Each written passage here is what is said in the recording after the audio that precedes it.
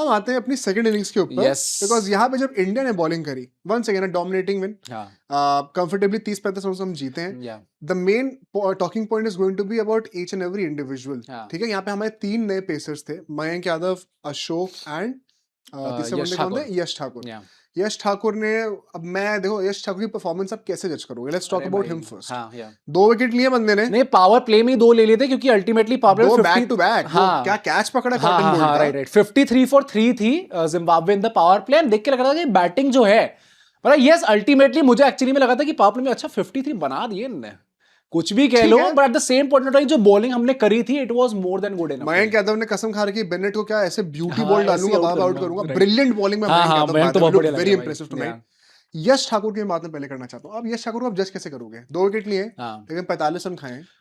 Eight the same time 3 catch छूटे उनकी bowling पे. ये क्या, अब मैं क्या बोलूं उसको? मैं तभी पता है, देखो एक्सपेंसिव वो गए हैं, उसका कोई एक्सक्यूज नहीं है. बट अगर विकेट्स आगे होते शायद एक्सपेंसिव नहीं जाते ना.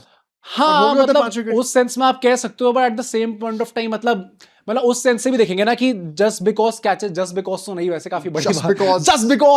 जस्ट बिकॉज नहीं कैचेस छूट गए. हाँ. बट इसका मतलब ये थोड़ी कि सर आप यहाँ पे जिम्बाब्वे के अगेंस्ट 11 की इकोनॉमी से पिटाई खा रहे हो. चलो ठीक है यार, मैं नहीं कह रहा वो, बट मैं ये बोलूंगा it makes a big difference to the morale of a bowler यार. Let's not kid ourselves. जब अशोक की उस पे छूटा था कैच, जब ईशान किशन ने लड्डू कैच छोड़ा था, वो क्या है वो? भाई पहली बात तो वो छोड़ा भी कैसे, क्योंकि ऐसा नहीं है कि अच्छा बैट से लग के आ गई तो मैं चलो बेनिफिट ऑफ द डाउट दे दूं कि अच्छा बॉल लग के आई होगी, कहीं ना कहीं से छूट गई. वो टंगी ऊपर बॉल, ईशान किशन आराम से 5 मिनट पहले खड़े हुए बॉल के नीचे, उन्हें पता आने वाली है, उसके बाद भी उन्होंने कैच छोड़ दी. अशोक शर्मा का रिएक्शन क्या था? वो दूसरी तरफ पलट के भगवान की ओर ऐसे कर रहे थे. और जो है ये था कि भाई इन लोगों से तो हेल्प हो नहीं रही, हाँ. सर आप ही मेरी हेल्प करके दिखाओ. उसके एंड में जो उन्होंने विकेट लिया तो भी फिर भगवान की ओर देख के ऐसे करा. मुझे लग रहा था कि he was so damn desperate कि अबे भाई मैं जब बॉलिंग अच्छी डाल रहा हूँ कि नहीं मिलेगा. हाँ, और he bowled very, अरे very well 5 today. की इकोनॉमी से आप बॉलिंग कर रहे हो Exactly. तो यू सबसे are economical the bowler most था. Economical bowler. तो कायदे से ही also deserve more wickets, but Yash Thakur के लिए भी यस इकोनॉमी थोड़ी वो प्रॉब्लमेटिक रही थी, बट आई थिंक सो इस सीरीज में उन्होंने काफी इंप्रेस करके दिखाया है. In the limited opportunities he was not even second choice. हाँ, अशोक पहले थे लाइन में, प्रिंस पहले थे लाइन में, बट उन्होंने अपना एक वो केस जरूर रख दिया. प्लस उन्होंने अपना सिकंदर राजा का विकेट लिया था, एंड सिकंदर राजा ने एक रिकॉर्ड बना दिया है. क्या? Sikandar Raza has the most ducks for Zimbabwe in T20 Is. 11 duck मार दिए उन्होंने. Man what a captain. ये तो वो वाली बात है ना, What a Messi captain. Has most penalties missed for Argentina वाली, क्योंकि खेला ही सबसे ज्यादा है. मेसी सिकंदर राजा. ठीक है भाई, वो अपने जिम्बाब्वे के मेसी है भाई. क्या हो गया भाई? तमीज से रहो थोड़ा सा. जिम्बाब्वे के मेसी कहा था ना वन साइड नहीं होगा. तमीज से रहो, हर कोई नहीं बोल सकता. मैं यहाँ पे ये कहना चाहता हूँ कि हमारे तीनों पेसर्स ने in all their aspects, overall अगर मैं सीरीज का ओवरव्यू लूं, एंड परहैप्स हम लोग इसके ऊपर एक वीडियो बनाएंगे, हम लोग सीरीज की रेटिंग करेंगे, रिपोर्ट कार्ड निकालेंगे कल. I think there are a lot of positives to look forward to. Pace department was that one department जिसका एक बहुत बड़ा ऑब्जेक्टिव था टेस्ट करने का इस सीरीज में, क्योंकि पूरा ही नया था आपका यहाँ पे. वो चीज बड़ा सक्सेसफुल एक्सपेरिमेंट रहा है इंडिया का. At the same time Bishnoi once again 1 wicket. बहुत सारे विकेट्स आते हुए दिख नहीं रहे. Not saying he has been very expensive either, but मतलब once again all I can visualise is जैसे वरुण और कुलदीप फिट होंगे, Bishnoi is out of the fold. मतलब जो चीज इस सीरीज से पहले भी थी ना, ये तो हमें पहले ही पता था कि अच्छा वरुण टॉप पे होंगे, देन कुलदीप होंगे, देन बिश्नोई इन लाइन होंगे.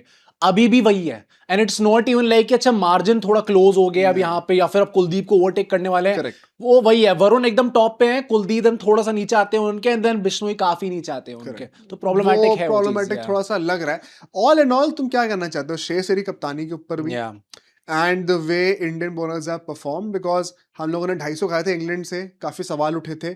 इस सीरीज में हमने कंसिस्टेंटली 150 के नीचे या 160 के आसपास हमने रोका है जिम्बाब्वे को. एहसान कर दिया आपने. काफी अच्छा लगा मुझे कि मतलब मेरा पर्सपेक्टिव क्या है पूछने का, मैं बताता हूँ. मेरा ऑडियंस से भी क्वेश्चन है, कमेंट करके बताना. Was it really just one bad phase and everybody over reacted, या फिर there were genuine concerns? I would say over react. देखो वन बैड फेस तो था ही भाई. करेक्ट. इट इज नॉट, ये ऐसा हो ही नहीं सकता कि India played far below there normal standard. हाँ, मतलब कि T20 वर्ल्ड कप जीतते हुए आ रही है, अभी तक कोई 2 साल में सीरीज ही नहीं हारी है.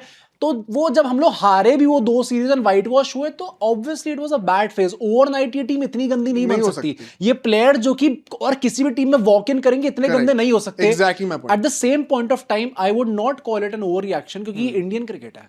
जो स्टैंडर्ड है यहाँ के, चाहे वो आईसीसी टूर्नामेंट की बात कर लो, चाहे वो बायलैटरल्स की बात कर लो, अगर आप व्हाइट वॉश हो रहे हो, मैंने उस टाइम पे भी कहा था I don't have a problem in you getting defeated, but the manner in which you are getting defeated, कि आप किसी भी डिपार्टमेंट में, शेष इंडिया बात बार बार प्रेस कॉन्फ्रेंस में बोला है, ना हम लोग बैटिंग में कंपटीशन दे पाए, ना हम बॉलिंग में कंपटीशन दे पाए, ना हम फील्डिंग में कंपटीशन दे पाए।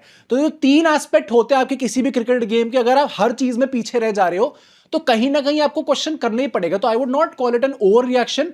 राइटफुली आपको जितना भी क्रिटिसिज्म मिला वो मिलना चाहिए था उस पॉइंट ऑफ टाइम पे, क्योंकि भाई जितना कंपटीशन इस फील्ड के अंदर है, क्रिकेट जो 11 खिलाड़ी अल्टीमेटली खेलते हैं, भाई कितना कंपटीशन है भाई क्रिकेट के अंदर। मैं एक और पॉइंट यहाँ बोलना चाहता हूँ लास्टली अबाउट इंडियाज फील्डिंग। देखो अभी तुमने रिसेंटली न्यूज कर कही थी जहाँ पे अपेरेंटली रैंट एंड डिस्कार्टे को हटाया जाने वाला है ना, राइट।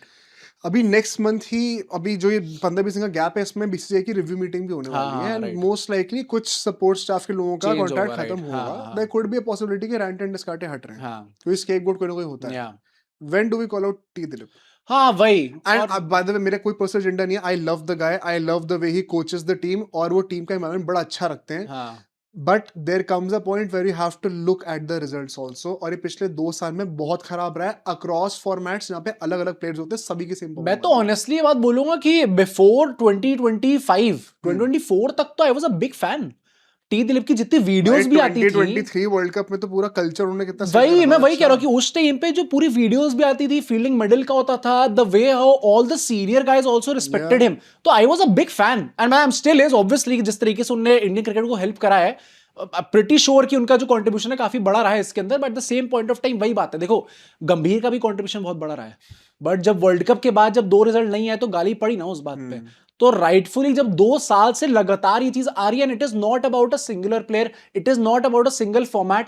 आप अक्रॉस ऑल फॉर्मेट्स देखो, चाहे T20 टेस्ट ओडीआई किसी में भी देख लो, अगर हर जगह ये चीज दिख रही है आपको कि इंडियन प्लेयर्स की फील्डिंग बिलो पार है, लड्डू कैचेस छूट रहे हैं, जो लड्डू फील्डिंग होनी चाहिए वो भी छूट रही है। तो फिर हम लोग प्लेयर्स को बार बार कॉल आउट करने से बेटर यही है कि जो एकदम जड़ तक जाओ आप, एंड वहां पे अगर आपकी फील्डिंग ड्रिल्स या whatever that it is happening, it is the job of the fielding coach to make sure कि चीजें ना हो फील्ड पे।